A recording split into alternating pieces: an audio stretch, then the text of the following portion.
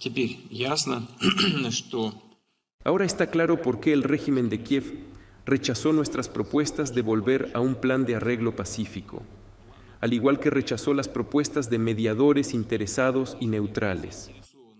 Aparentemente, el enemigo, con la ayuda de sus amos occidentales, está haciendo su voluntad y, de la mano de los ucranianos, Occidente está combatiendo contra nosotros.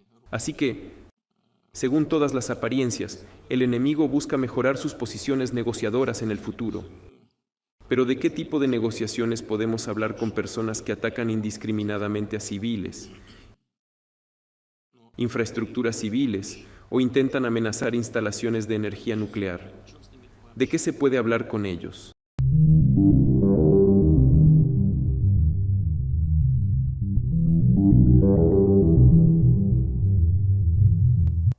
No hay nada de qué hablar. Es lo que dijo Putin. Y cuando dice no hay nada de qué hablar con Ucrania, se cierra cualquier puerta que habría existido para una solución pacífica. Y encima Rusia ha declarado el estado de emergencia, ahora desalojando otra región más de la frontera rusa con Ucrania.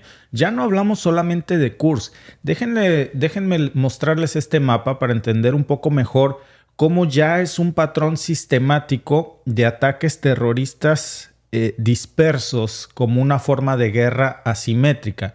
Ahora hablamos de la región de Belgorod.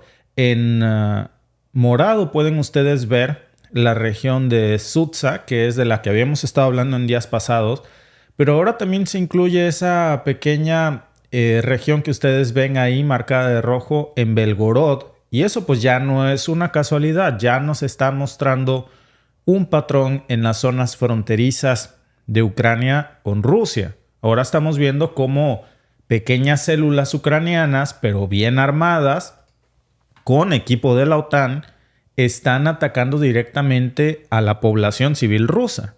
Estos no son ataques a objetivos militares, son misiles de la OTAN que están siendo utilizados para impactar en casas, en departamentos, en hospitales, hasta en autos en movimiento, autos de personas, de civiles inocentes.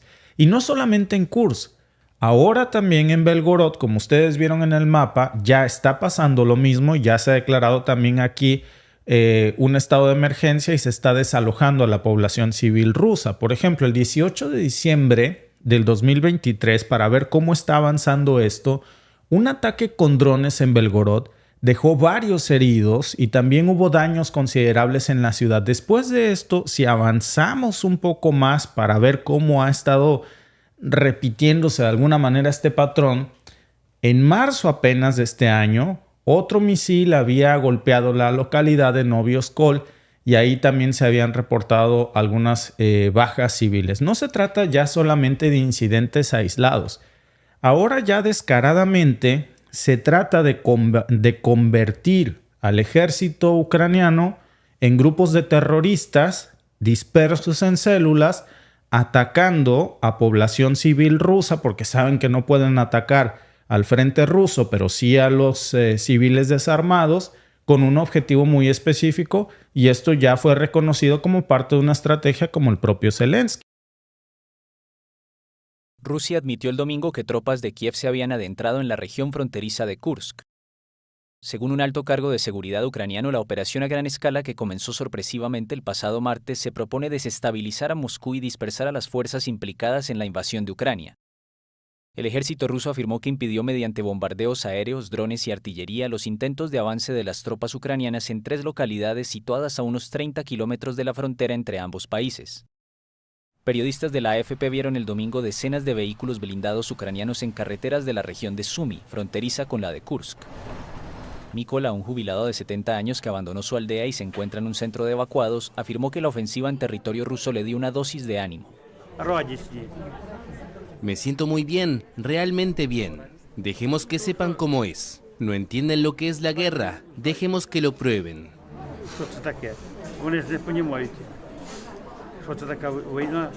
El presidente de Ucrania, Volodymyr Zelensky, admitió el sábado por primera vez la implicación de su país en la incursión en Rusia, indicando que su objetivo es desplazar la guerra al territorio del agresor. Rusia, que prometió una respuesta severa, impuso el estado de emergencia en la zona de Kursk y anunció el inicio de una operación antiterrorista allí y en otras 2 regiones fronterizas. Más de 76.000 personas ya han sido evacuadas y el operador ferroviario ruso fletó trenes de emergencia desde Kursk a Moscú, a unos 450 kilómetros de distancia, para quienes quieran abandonar el lugar. Da miedo tener helicópteros sobrevolando tu cabeza todo el tiempo. Cuando aún era posible salir, salí. Ucrania a su vez pidió evacuar a al menos 20.000 civiles de la región de Sumy. El ejército ruso afirmó el miércoles que Ucrania había movilizado a 1.000 soldados para lanzar su incursión, una operación inédita que se produce 2 años y medio después de la invasión rusa de la exrepública soviética, pero un representante ucraniano aseguró a la AFP que eran muchos más soldados, probablemente miles. Pues esto, como ustedes pueden ver, ya es algo sistemático, es parte de una campaña coordinada. La pregunta es: ¿coordinada por quién? Para, por supuesto, desestabilizar a la población civil, disparándole lo mismo a hospitales, a autos, a casas, a departamentos. No es una guerra, es un ataque terrorista. Es una gran diferencia porque esto ya está marcando un punto de inflexión. Ucrania está utilizando estas tácticas de guerra asimétrica, pero contra la población civil, para sembrar el terror en las regiones fronterizas rusas. Y no solamente le está apuntando a la población civil, vamos a hablar más tarde de esto, también le está apuntando a las centrales nucleares. Lo mismo de Kursk que de Zaporizhia. Entonces, enloqueció Zelensky. Esto no solamente está cambiando el escenario de una estrategia militar, porque esto no es militar, esto es un intento de romper el orden, la estabilidad interna y generar amenazas incluso nucleares. Ya esto ha provocado la evacuación masiva de miles de personas en estas regiones, ahora 2 regiones, como ustedes pueden ver. Ya no nada más estamos hablando pues de una, sino que estamos hablando de un verdadero impacto devastador que están causando estos ataques ya hasta este momento en la gente. Entonces, ¿qué está pasando aquí? Se está sembrando el caos. Ucrania está utilizando su armamento occidental, que viene de la OTAN, no para enfrentarse a las tropas rusas, porque sabe que pierde. Lo está utilizando para disparar a civiles en ciudades fronterizas rusas, para sembrar el terror entre la población civil, para apuntar a las plantas nucleares. Y claro, la respuesta de Rusia pues ha sido reforzar sus defensas, evacuar a miles de personas, pero la pregunta que queda aquí es: ¿hasta dónde va a escalar esto? ¿Cómo va a responder sobre todo Rusia a estos ataques que ahora parecen ser parte de una estrategia más amplia para generar caos en la población rusa?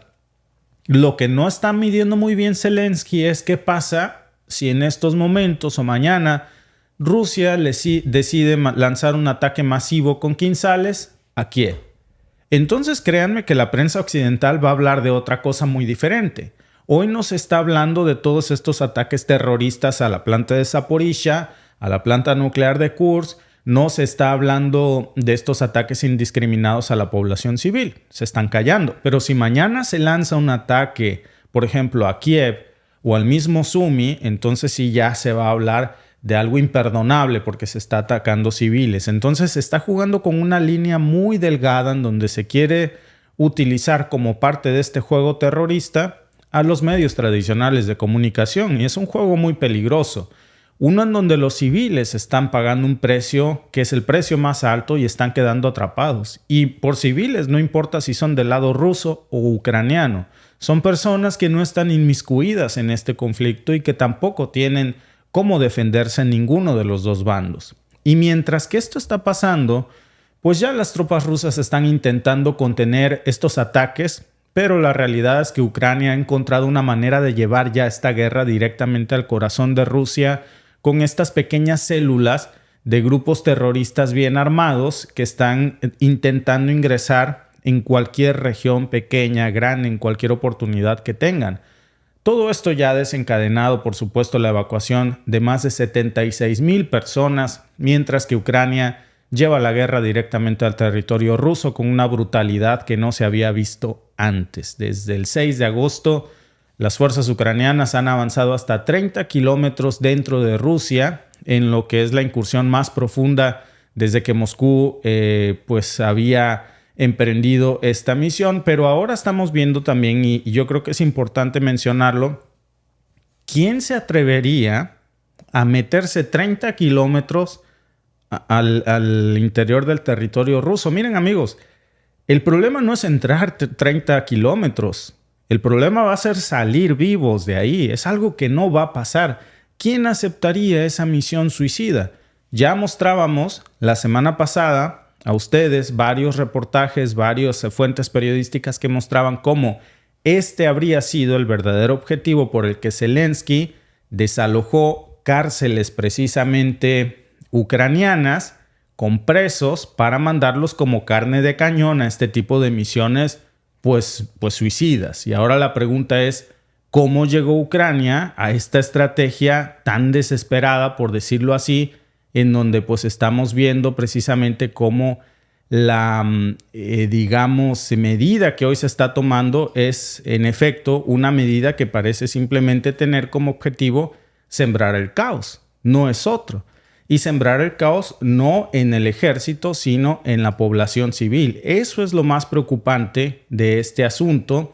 Eso es lo que hoy se está debatiendo ya en este conflicto, porque ya tiene una estrategia muy marcada, muy precisa, precisamente, válgase la redundancia, en esta situación. Ahora, esta guerra simétrica que ya estamos viendo aquí, vamos a poner las cosas en perspectiva, porque estos ataques de Ucrania, repito, no son contra bases militares, no son contra instalaciones estratégicas.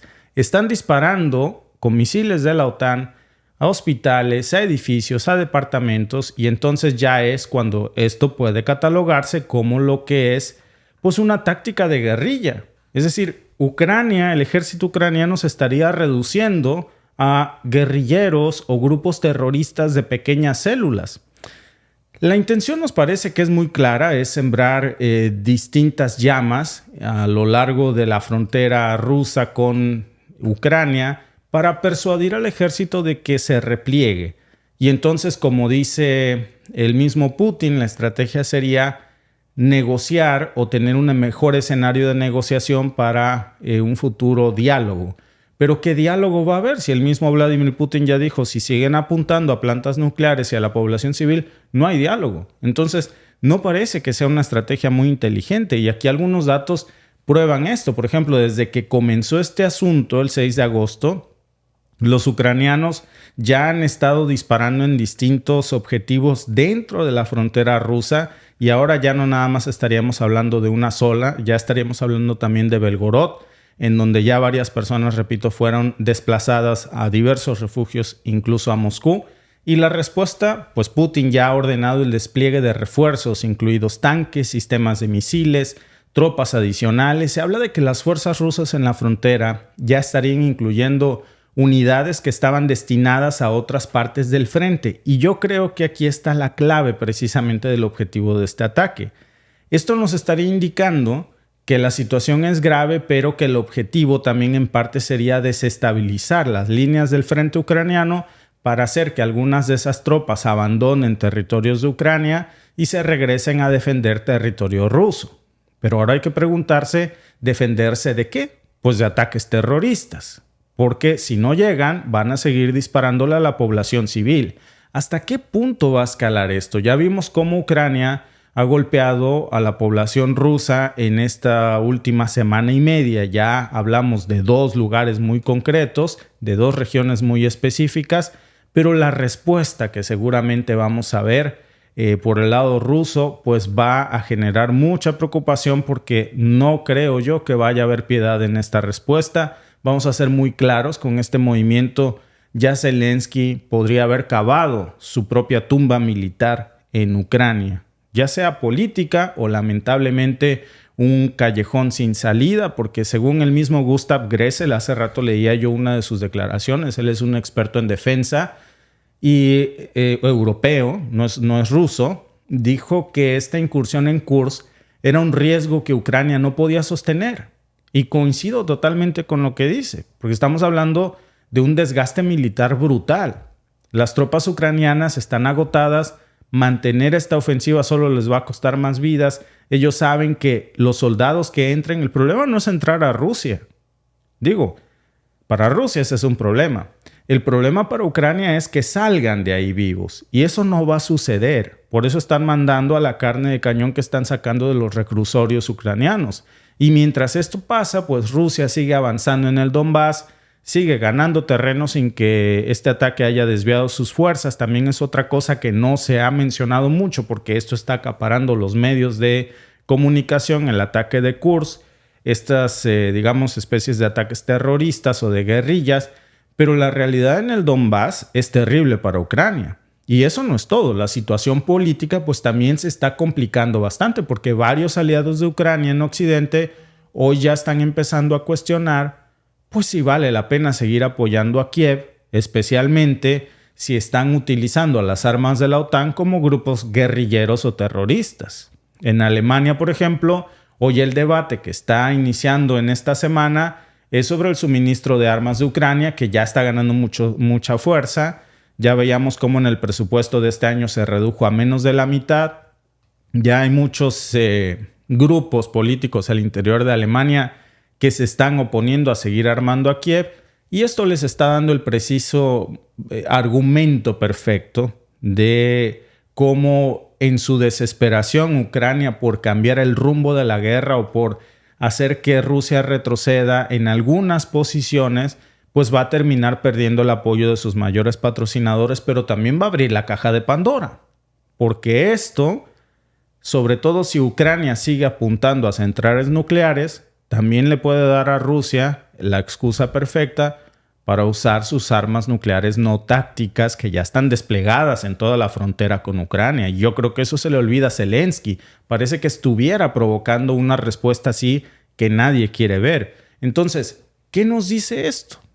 Pues nos dice que Zelensky está tomando decisiones que no son claras, que no favorecen a Ucrania o que está siguiendo instrucciones de alguien más que favorece a un tercero menos a su propia población con un costo que va a ser brutalmente altísimo y con consecuencias que van a ser catastróficas. Porque si se pierde para Ucrania el apoyo occidental, que esto ya se está tambaleando tanto en Alemania como en Estados Unidos, pues va a estar prácticamente en juego la supervivencia, no solamente de Zelensky. Zelensky está ahí por obra y gracia de la administración de Biden, pero una vez que Biden se vaya, Zelensky sabe que tiene sus días políticamente contados en Ucrania, a menos que un país europeo le dé refugio y lo guarde ahí por el resto de su vida. Y francamente yo creo que es lo que quiere, porque no creo que él aspire a vivir en Ucrania, ni creo que le interese ni a él y su familia, por cómo está dejando al país, por supuesto. Los invitamos a votar, por cierto, amigos, en nuestra encuesta que tenemos en estos momentos en YouTube. ¿Cómo calificas la estrategia de Zelensky en Kursk y en Belgorod? ¿Cuál es su opinión sobre esta situación? ¿Es una estrategia efectiva y necesaria? ¿Es una estrategia riesgosa y necesaria? ¿O es un error fatal? Vamos a cerrar en estos momentos la encuesta. Gracias, por cierto, a todos los que están conectados con nosotros en este streaming, nuestro primer streaming de hoy lunes para iniciar la semana. Y estos son los resultados. El 65% cree que esto es un error fatal, que va seguramente a ser el último clavo en la tumba política de Zelensky. El 20% cree que esto es riesgoso e innecesario. Y el 14% cree que es una estrategia efectiva y muy necesaria.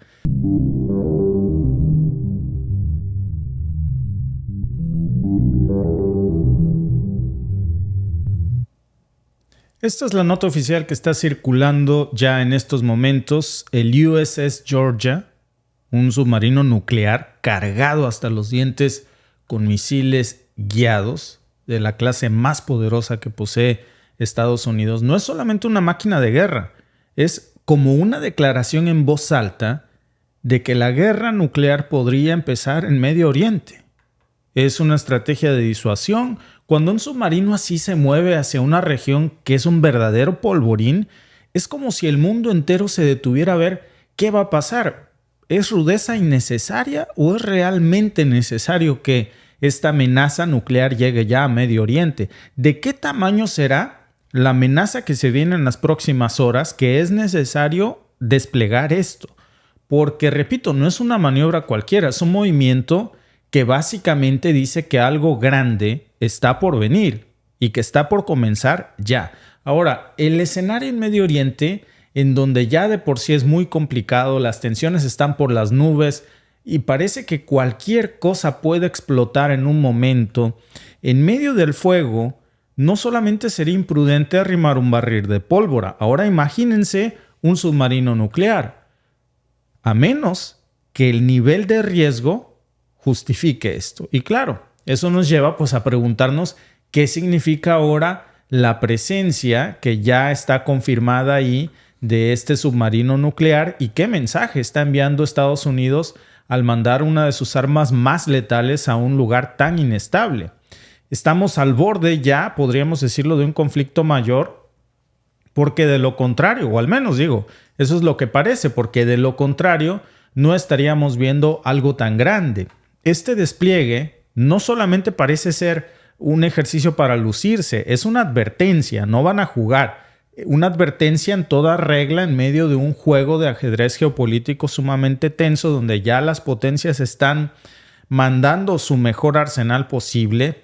Después del asesinato de Ismail Haniyeh, que es el líder de Hamas, que fue asesinado en Teherán, pues las cosas se pusieron bastante serias. Irán ha dicho que va a tomar represalias y mientras todos intentan adivinar cuál va a ser su siguiente movimiento, ha recibido a altos mandos militares rusos. Irán ha recibido armamento de sus aliados como nunca e Israel también está recibiendo más apoyo de sus propios aliados que nunca. Entonces, Estados Unidos por su parte ya puso sus fichas sobre la mesa y ha decidido poner las fichas más poderosas con las que tiene para jugar, que es el USS Georgia, que está cargado de misiles Tomahawk y que pues no es una amenaza menor. Ahora podemos verlo porque tiene una capacidad de lanzar ataques muy precisos desde distancias enormes y está ahí como diciendo no se metan con nosotros. Pero la gran pregunta es, ¿y si algo ocurre? ¿Y si un nivel de amenaza ya hemos visto cómo se ha puesto en riesgo, por ejemplo, a las fuerzas navales en el Mar Rojo y en esta zona de Estados Unidos con las fuerzas hutíes sin necesidad de que se meta Irán? Entonces, ¿qué va a pasar si se ve comprometida la presencia de este submarino nuclear y tiene que defenderse o reaccionar? ¿Esa respuesta sería nuclear? Porque eso sería suficiente para pues escalar el conflicto a un nivel nuclear en Medio Oriente. Ahora, si lo vemos como una estrategia de disuasión, la pregunta sería si esa disuasión será suficiente para parar la venganza de Irán, que no está solo. La situación ya de por sí era muy tensa, por decirlo, digamos, suavemente. Después de que murió Haniyeh, pues Irán no solamente ha señalado a Israel como responsable, también el mundo árabe en su última cumbre responsabilizó a Israel por esto y ahora han jurado tomar venganza. El mundo está muy pendiente por eso de esto, porque no hablamos solo de la venganza de Irán, hablamos de la venganza de Irán, pero también hablamos de la venganza de los hutíes y al mismo tiempo de la venganza de Hezbollah y al mismo tiempo vamos a estar muy atentos de lo que pasa a Palestina. Es decir, parece que Israel abrió demasiados frentes al mismo tiempo y ahora están tratando de adivinar si veremos una escalada conjunta de un ataque coordinado, que eso podría hacer historia, una historia que nadie quiere ver por las consecuencias, en donde toda la región abriría fuego contra Israel y donde el mundo entero, en donde todos los aliados de Israel abrirían fuego contra Medio Oriente. Y ahora la amenaza es que ese fuego podría ser nuclear. Imagínense lo delicado que se está convirtiendo esta situación ahora con la presencia del USS Georgia como una sombra muy amenazante que está listo para actuar con armas nucleares, porque está en estos momentos cargado ahí con armas nucleares. Y enviar algo así a una zona de conflicto pues no es algo que Estados Unidos haga todos los días. No lo ha hecho en Ucrania. Entonces, esto lleva un mensaje muy claro. Estamos listos para ver lo peor en Medio Oriente. ¿Y qué es lo que realmente está buscando ahora Washington con este movimiento? Porque si es una estrategia de disuasión, también pudiera parecer que se están preparando para algo mucho más grande de lo que sus fuerzas ordinarias podrían contener y entonces recurren a la capacidad nuclear. Irán, por su parte, pues ha sido muy reservado en esta ocasión, a diferencia del ataque anterior, donde con mucha antelación había dicho lo que iba a hacer, casi había dicho cómo lo iba a hacer, como pidiéndole a Israel que por favor se preparara para que este ataque fuera controlado y no escalara. Y en esta ocasión Irán no ha dicho nada. Y esa reserva es la que está poniendo muy tenso a Israel y a sus aliados, porque el mundo ya está especulando que el USS Georgia está patrullando esas aguas con su capacidad nuclear, pues ahora inclinando la balanza en cualquier dirección. Y claro, pues habría que ver las fuerzas iraníes, que no son ciegas, que saben perfectamente lo que significa tener un submarino nuclear merodeando en sus costas, cómo va a actuar. ¿Se van a atrever a desafiarlo? Y luego está Hezbollah, que es un aliado de Irán en Líbano, que también ha prometido venganza después de la muerte de su propio comandante Fuad Shukr, y con Israel ahora en el centro de todo este embrollo, pues parece que estamos al borde de un estallido. Una pregunta más: ¿se atrevería Estados Unidos a lanzar un ataque nuclear contra Irán? ¿Nuclear? Porque pues lo que mandó no son armas convencionales.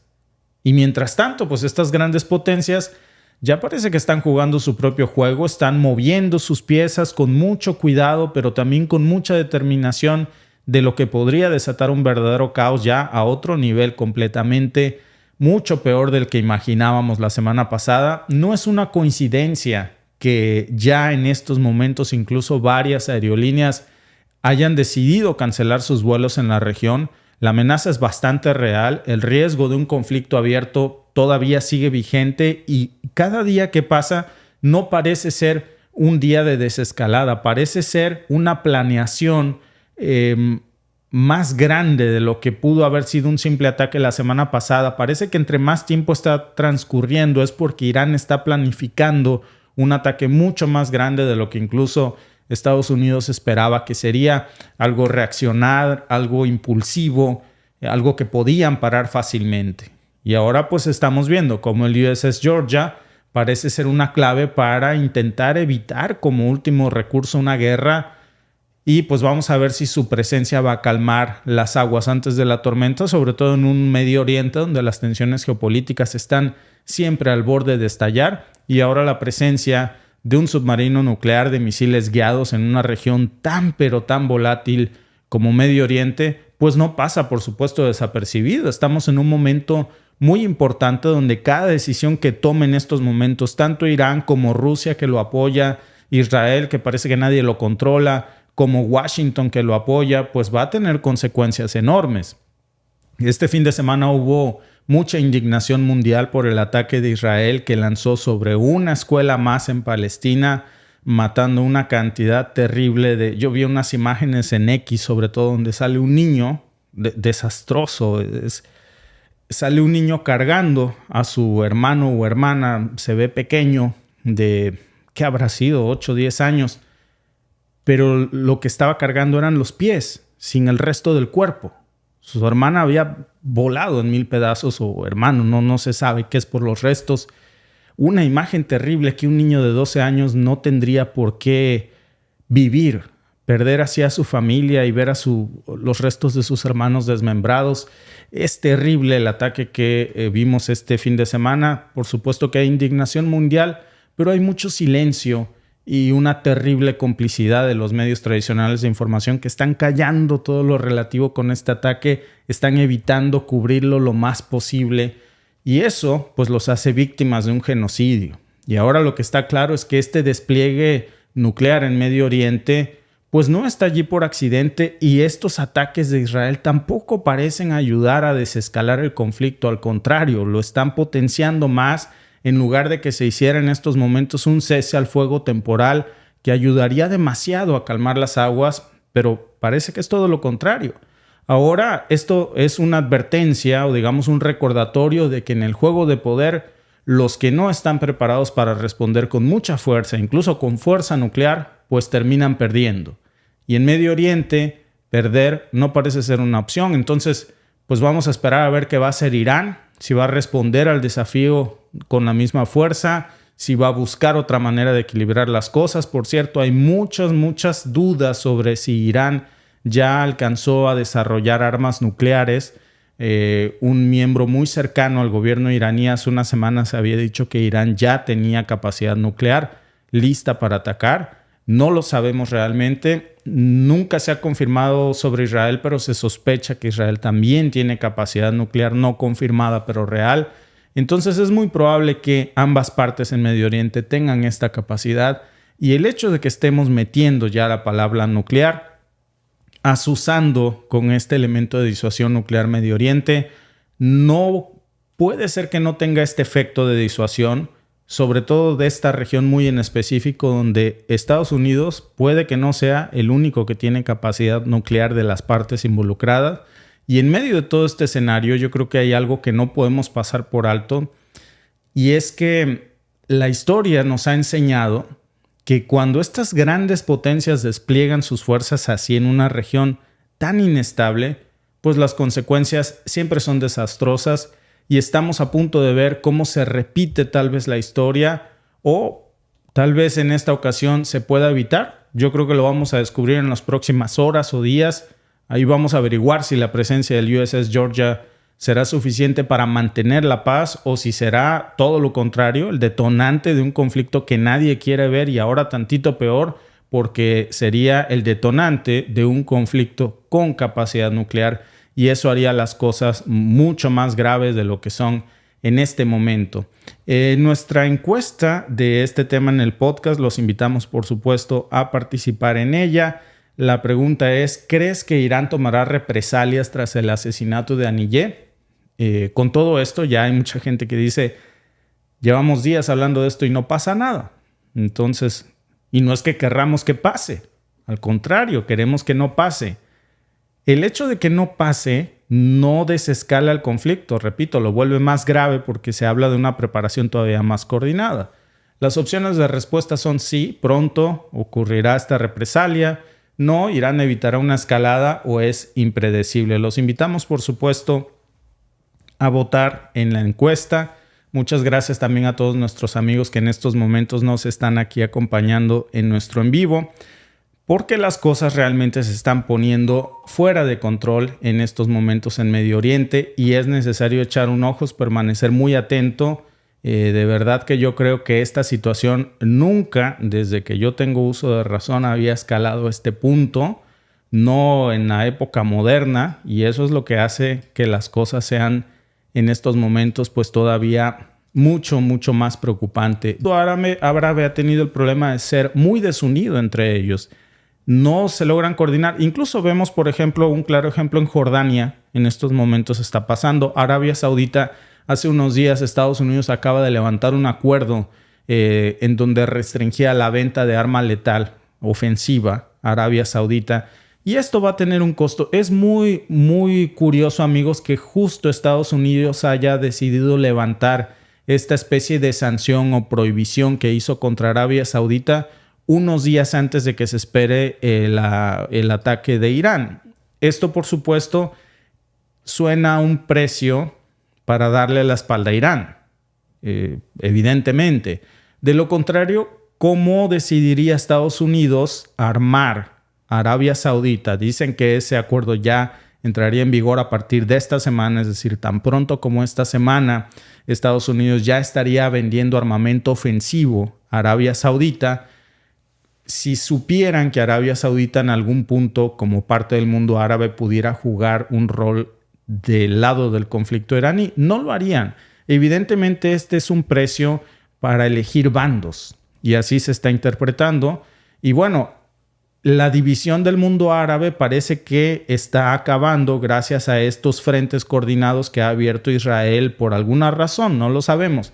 Lo mismo ataca al mismo tiempo a Líbano, a Yemen, a Irán, y ya sabemos que tiene una guerra en Palestina. Es como si quisiera que el mundo árabe completo se fuera en su contra por alguna razón, para involucrar a más de sus aliados a su favor y ganar más terreno en Medio Oriente. Es la única explicación que encontramos a esto. porque de lo contrario no tendría ni pies ni cabeza, pero eso sería muy arriesgado y egoísta porque llevaría al mundo a una confrontación global. Gracias a todos los que participaron en nuestra encuesta. ¿Crees que Irán tomará represalias tras el asesinato de Haniyeh? El 65% cree que sí y que lo hará pronto. El 24% cree que es impredecible y el 12% cree que evitará una escalada. Estaremos muy atentos esperando a ver qué sucede, porque lo que sea que vaya a suceder parece que ya es cuestión de horas.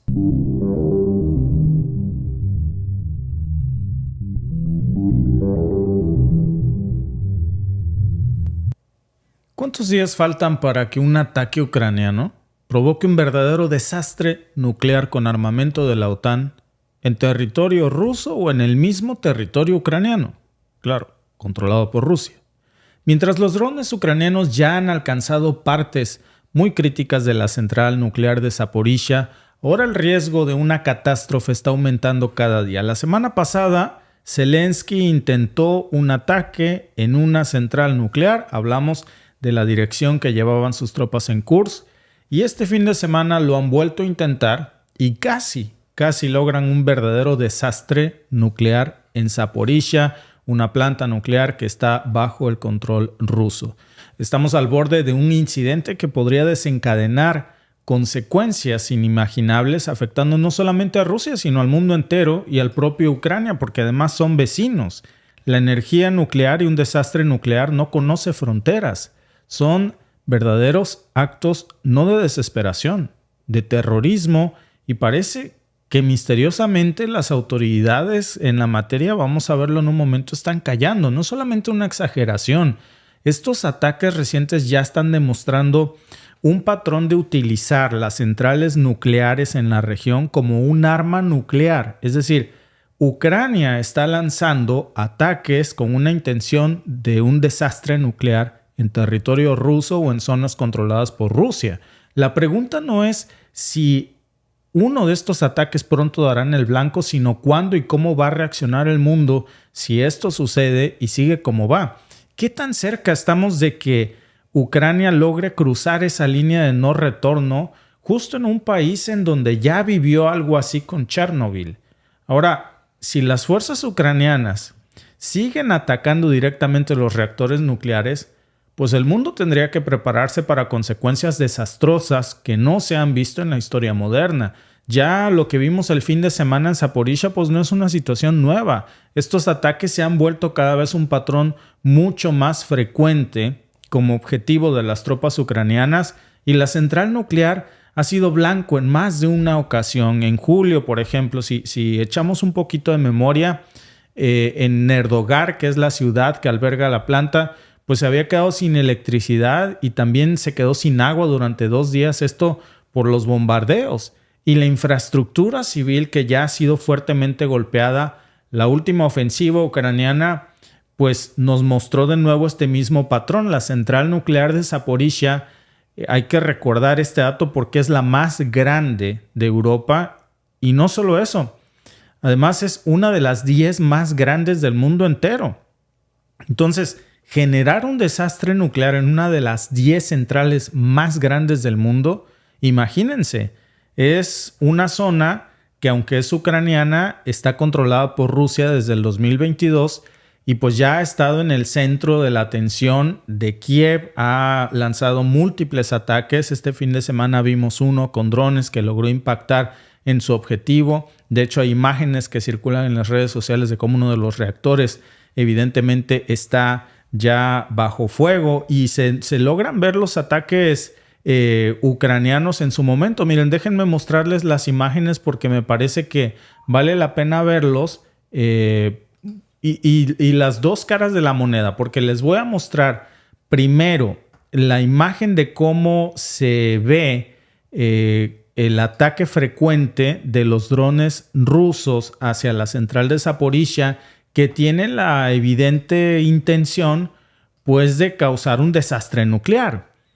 Y después les voy a mostrar las veces que han ido las autoridades de regulación a visitar la planta, cómo los han recibido los rusos que están bajo el control de esta planta. Porque claro, nadie quiere morirse en un desastre nuclear, menos los rusos que están controlando la zona. No está bajo el control de Ucrania.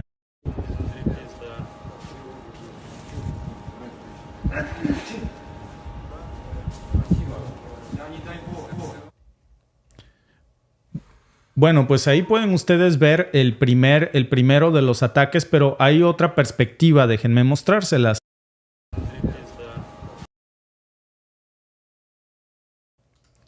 Y ahí lo que se está viendo, y me parece que es bastante notorio, uno de los reactores está en llamas y abajo, si ustedes pueden ver, el humo que está abajo, que acaba de resplandecer de nuevo, son los ataques de los drones ucranianos que estaban impactando con la evidente intención de generar un desastre nuclear, un verdadero desastre nuclear, que imagínense si hubiéramos hablado de esto, pues es una de las 10 plantas más grandes del mundo, pues cómo hubiera reaccionado, déjense el mundo entero, sino además el hecho de el desastre tan grande que hubiese causado esta situación, Alba. Así es terrible, sobre todo cuando hablabas, como bien decías, Chernobyl, que está en Ucrania, ellos conocen el daño, el grado de destrucción que ocasionan este tipo de accidentes. Y ese fue un accidente, este no es un accidente, este es un ataque deliberado. Creo que la población civil no merece esto porque estamos hablando de gente inocente que no va a poder vivir en esa zona. Al final del día es como decir, si no es para mí, tampoco es para ti. Sí. Que no sea para nadie. El detalle no es ese. El detalle es que la radiación, si recuerdan, cuando pasó en Chernobyl, no es que solo se vaya a quedar en algún lugar.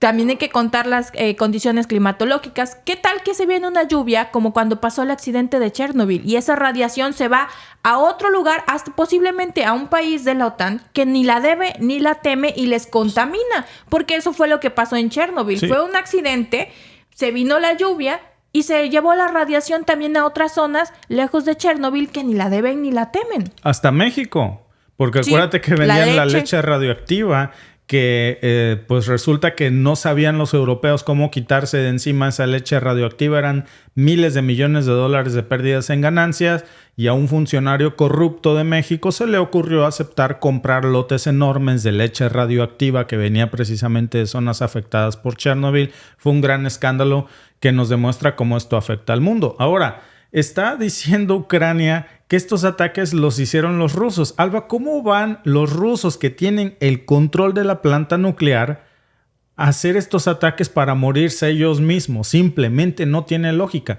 La última vez que estuvo, vamos a hablar de esto, pero la última vez que vimos cómo las organizaciones internacionales que se encargan de inspeccionar precisamente el estado de las centrales nucleares fueron, así es como los recibió Rusia. Déjenme mostrarles el video original.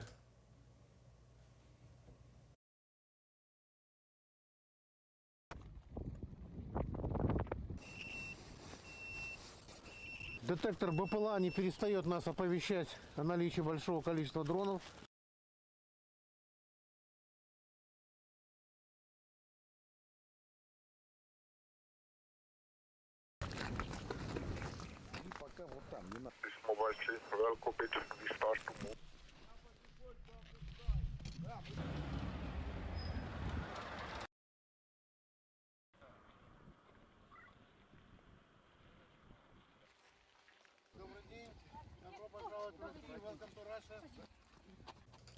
Ahí, como pueden ustedes ver, en su momento se había permitido el acceso de Naciones Unidas, y ahora, en cambio, pues estamos viendo una versión muy distinta. Los drones ucranianos, en un movimiento que puede ser visto como un acto pues de desesperación o de terrorismo, golpearon recientemente una de las torres de enfriamiento de la planta de Zaporizhia en manos de fuerzas rusas.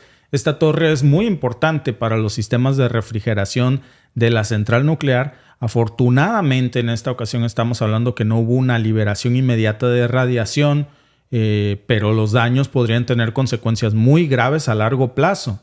Rosatom, que es la corporación estatal rusa de energía nuclear, ya dio un parte, digamos, informativo, ya salió a declarar que estos ataques pues representan un acto de terrorismo puro por parte de Kiev. Pero la pregunta es, ¿qué sigue? Porque es muy claro que este es el segundo intento en menos de una semana de generar un ataque nuclear en zonas rusas o bajo el control de Rusia. Y la tensión está escalando. Cada uno de estos ataques nos acerca de alguna forma más a la posibilidad de que ocurra un desastre nuclear. Y la pregunta es, ¿qué va a pasar si el próximo ataque no se trata solamente de una torre de enfriamiento, sino del reactor? ¿Pueden controlar eso? Es jugar con fuego, porque el potencial de un desastre nuclear sería incalculable. Es jugar con fuego nuclear. Miren, el 11 de agosto estamos hablando de cómo ayer estos 2 drones ucranianos, según las diversas fuentes que están circulando, pues golpearon la torre de enfriamiento central. Fue lo que causó ese incendio que ustedes veían en las imágenes. Ya confirmó Rosatom que esto dañó gravemente las infraestructuras internas, y aunque el incendio pues se pudo controlar, pues los daños en este momento no se descarta que estén comprometiendo la estabilidad de la planta si no se reparan lo más pronto posible. Y es muy fácil pensar que estos ataques pues pudieran ser una advertencia, pero la realidad es que no es así. No es una advertencia, ya están tirando a matar. La central nuclear de Zaporizhia ha estado bajo estos constantes ataques de drones ucranianos, pues que nos muestra que afortunadamente está bajo el control ruso, porque si no, Ucrania ya estaría usando seguramente esto como una manera de volar a todas las tropas rusas que estuvieran en la región, sin importarle que también ahí hay población ucraniana, porque parece que no se está deteniendo Zelensky a pensar en esto. ¿Qué tanto está dispuesto a arriesgar por este conflicto, incluso sacrificando a su propia población y, como Alba decía, pues a Europa por completo y al mundo entero? El patrón de lo que precisamente pasó en Ucrania, pues ya nos dice cómo esta historia, les decía yo hace un momento, nos afecta a todos. La última vez que pasó en Chernobyl, hasta en México nos afectó. Ustedes saben la cantidad incalculable que el gobierno de México de aquellos años no ocultó de cáncer, de las tasas de cáncer que no se produjo por esta leche radioactiva que nadie en el mundo quería y que gracias a la corrupción México en esos años aceptó y que muchos niños, familias tomaban. En ese momento, en Chernobyl, no fue un ataque ucraniano, fue una serie de errores humanos, una serie de fallos técnicos. Fukushima fue también el resultado de un desastre natural. Pero en Zaporizhia estamos hablando no de una falla humana, no de un desastre natural, sino de algo premeditado, algo que viene como una estrategia militar de Kiev y que está usando armamento occidental para generar un desastre nuclear, y esto es gravísimo. No podemos darnos el lujo de esperar a ver qué es lo que va a pasar en su tercer intento, si ahora sí va a tener éxito o no, porque los responsables de la central nuclear ya salieron a decir que por estos momentos, gracias a Dios, no hay peligro inmediato, pero es una tranquilidad engañosa, porque estos ataques siguen y cada nuevo ataque va intentando romper las defensas de las centrales nucleares y pues dar en el blanco con consecuencias que serían inimaginables, porque lo que está claro aquí es que cada vez que se está deteriorando esta situación, pues las plantas nucleares se vuelven un centro de ataque ucraniano más frecuente, con una tendencia muy pero muy clara. Primero, fueron los ataques, si ustedes se fijan, en la infraestructura civil. Después, ¿qué siguió? Las instalaciones de las plantas nucleares. Y ahora estamos a un paso de ver cómo los reactores ya son los blancos de Kiev, y cuanto más pasa el tiempo, más está proliferando la posibilidad de que estos ataques sean exitosos. El hecho de pensar que esto puede ocurrir, que no se trate ya la próxima vez de una torre de enfriamiento, de que se trate, o incluso aunque hubiera sido y hubiera colapsado el sistema de refrigeración, imagínense si eso hubiera producido el sobrecalentamiento de uno de estos reactores nucleares. En estos momentos ya estaríamos hablando de un desastre nuclear, y Zelensky sale a lavarse las manos y decir que fue un ataque ruso, de la planta que tiene Rusia bajo su control y en donde el personal ruso está operando las plantas y se ven claramente los drones impactando en el reactor, en la zona de enfriamiento. Entonces es absurdo este tipo de acusaciones cuando ya estamos viendo que es un patrón que se repite. Apenas hace una semana quisieron hacer lo mismo en Kursk y hoy se repite precisamente en este otro lado del mapa. La cuestión, Alba, es qué va a pasar cuando esto por fin dé en el blanco, porque ya es un patrón muy, muy frecuente y sobre todo que también hay que decirlo, y les decía yo hace un momento, y es parte de la encuesta, ¿qué están haciendo las autoridades encargadas de regular esta? La OIEA, que no está haciendo en estos momentos absolutamente nada para poder frenar estos ataques. Se supone que es el Organismo Internacional de Energía Atómica, que es el que se encarga de regular que todo este tipo de energía nuclear se use solamente para fines pacíficos y no con fines militares, incluyendo pues el control de armas nucleares. Y precisamente lo que estamos viendo es que Kiev está usando esto como un arma nuclear, como una amenaza nuclear, y la OIEA se queda callada, no dice nada. Y parece que con esto se vuelven también cómplices de alguna manera de lo que estamos viendo ya aquí por segunda ocasión. Sí, no, y es sumamente terrible porque no importa el país, no es que sea Ucrania el que esté mandando los drones. Lo peligroso es que hay un país que esté atacando una central nuclear cuando conocemos lo peligroso que llega a ser esto. Es en ese momento que dices, me encanta cómo es que para unas cosas hay organizaciones que están bien puestas y rapidito salen saltando y para otras no. Y esto es sumamente importante y es sumamente urgente, no solo para la población civil porque está dentro del territorio ucraniano o hay gente ahí. Hay personas inocentes, hay vidas silvestre, hay muchísimas cosas y no están haciendo nada. En este momento ellos deberían de estar tratando de mediar la situación de quien sea. Ucrania dice que es Rusia y Rusia dice que es Ucrania. Bueno, ellos deberían de estar ahí mediando porque estamos hablando de energía atómica que puede ser sumamente destructora. Yo creo, decía alguien en el chat, es que Ucrania, a pesar de que va perdiendo, va jugando sus armas muy bien. Yo creo que a pesar de que va perdiendo, ya no le importa nada. Ahora sí que si me voy yo, no me voy solo, me voy acompañado. Y no se trata de eso. Yo creí que iba a tener un poco más de honor, pero conforme se van acercando las elecciones, se ve apretado por cumplirle la agenda a su patrón Biden. Y Biden necesita cumplirle la agenda a los que lo pusieron en la silla. Entonces estamos viendo cómo esto va escalando. Primero con la válvula de gas, que lo decíamos el fin de semana, que a pesar de que Ucrania se beneficia económicamente de esto, ahora lo vemos que va contra la planta nuclear, misma planta nuclear ucraniana, sin importarle lo que esto le pueda traer de consecuencias a su gente. O sea, no es algo nuevo, ya lo habíamos visto cuando muchos de los ucranianos que habían salido, que estaban en calidad de refugiados en otros países, estaban siendo deportados para la guerra. No le importa, parece ser que él está en el encargo que firmó con el secretario general de la OTAN, que dijo no va a haber paz hasta que el último ucraniano siga de pie. Pues parece que Zelensky está en ese cometido.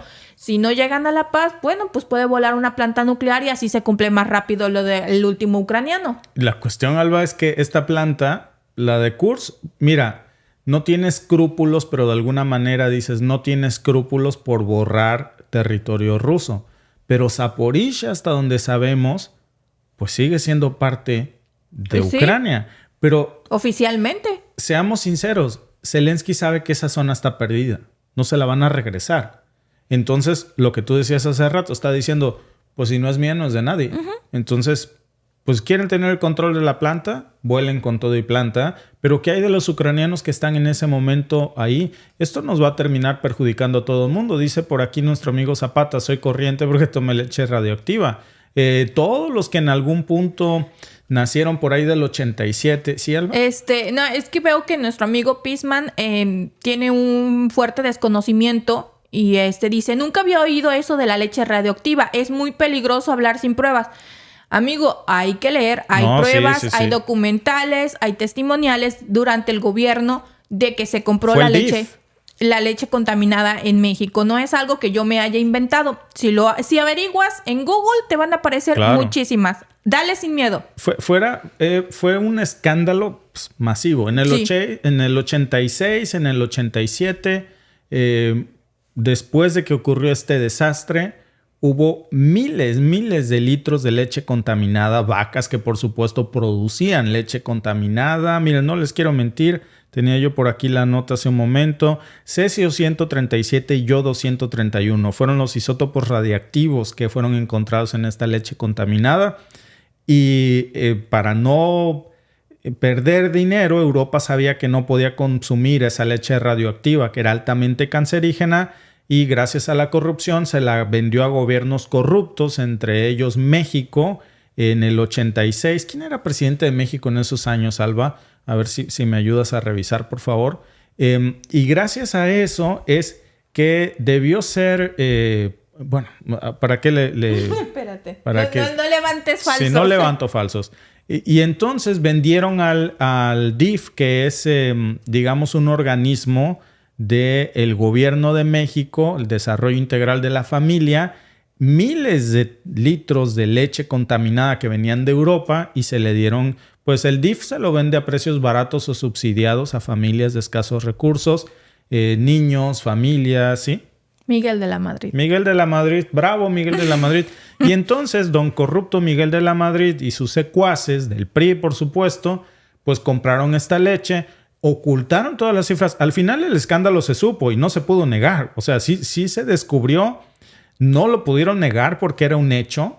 Ya para cuando se descubrió el daño era enorme, simplemente dejaron de comprarlo. Pero las tasas de cáncer que seguramente se elevaron gracias a eso, se ocultó. Toda evidencia de las consecuencias que produjo eso, se ocultaron. Hasta México llegaron las secuelas del desastre de Chernobyl.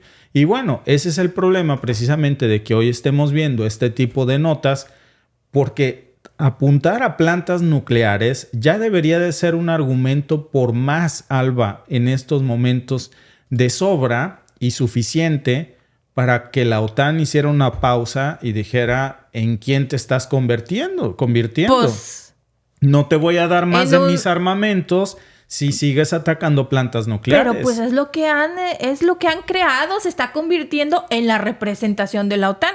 Si no recuerdan cómo ha sido la trayectoria de la OTAN estos 75 años, revisen un poquito de la historia de Latinoamérica, las intervenciones que ha tenido la OTAN en el mundo, que es un fiel discípulo de la doctrina Alba, la OTAN. Yo no me quiero ni imaginar que entonces al rato con armas occidentales Ucrania vuele una de estas plantas, si lo logre, ya sea en Kursk, ya sea en Zaporizhia, y después de que contamine todo, pues los granos ucranianos de la región, la leche de la región no pueda ser vendida en Europa, y entonces las grandes compañías alimenticias occidentales van a vender su leche y sus granos, así como está pasando con el gas, por ejemplo. Qué falta de escrúpulos sería eso. Pero amigos, entre más hablamos de geopolítica, más quiero a mi perro y todo es posible. O sea, no me extrañaría, Alba, pero si ni tantito esto pasara. Por cierto, ¿qué onda con la OEA? De veras, que repito, pues está haciendo como decimos en México, como que la Virgen le habla en estos momentos, que es el organismo... Se sordeó. Es el organismo supuestamente regulador de que este tipo de cosas no pasen. Usualmente siempre está muy presto para señalar cuando un desastre nuclear podría pasar, el Organismo Internacional de Energía Atómica. Pero pues en estos momentos está muy calladito. Pero hizo exactamente lo mismo también, si recuerdan, cuando Japón empezó a vertir el agua radioactiva al océano. Sí. También se quedó calladita, no dijo nada, dijo que no, que por el agua se iba a diluir, que no sé qué. Han encontrado peces con altos niveles de radioactividad, pero no, está dentro de lo normal. No pasa nada. De 3 ojos, pero no pasa nada. Sí, de 3 ojos, pero no pasa nada. Los pescadores de Japón estaban en contra de eso porque los iba a afectar muchísimo, pero no quiero imaginarme que sea otro país que no esté en la foto, ¿verdad? Que no sea de los congraciados, porque entonces sí estaríamos viéndolos. Y eso es lo que me da coraje. Bueno. Porque la justicia y las reglas de la energía atómica deben de ser parejos para todos, claro. porque nos ponen en riesgo a todos. Bueno, muy claro, Alba, muy claro. Bueno, déjame leer la encuesta y cerrarla y ahora te comento algo. ¿Crees que la OEA está encubriendo los ataques ucranianos? Las opciones son sí, claramente, no lo creo o no estoy seguro. Gracias a todos los que votaron por YouTube, el 85% cree que claramente la OEA está encubriendo a Ucrania, el 9% no está seguro y el 6% no lo cree. Pero más claro, ni el agua, Alba. Cuando Rusia toma la planta de Zaporizhia por primera vez, enseguida la OEA cayó a inspeccionar. Fueron las imágenes que les estábamos mostrando. Pasaron, los acompañaron precisamente a que inspeccionaran la planta, los alrededores, midieron los niveles de radiación, todo estaba seguro y se fueron. En estos momentos acaba de pasar esto. Pregúntenme si ahí hay un inspector de la OEA en estos momentos. Pregúntenme si hay equipos periciales para ver los restos de esos drones, de dónde vienen, quién los produjo. Ustedes ya saben de dónde vinieron los componentes de esos drones, pero miren, de eso Chitón. Nadie va a hablar nada. Chitón. Y bueno, pues así las cosas, Alba. Muchas gracias a todos nuestros amigos que se conectaron con nosotros en este podcast y nos vemos en el siguiente. Hasta luego.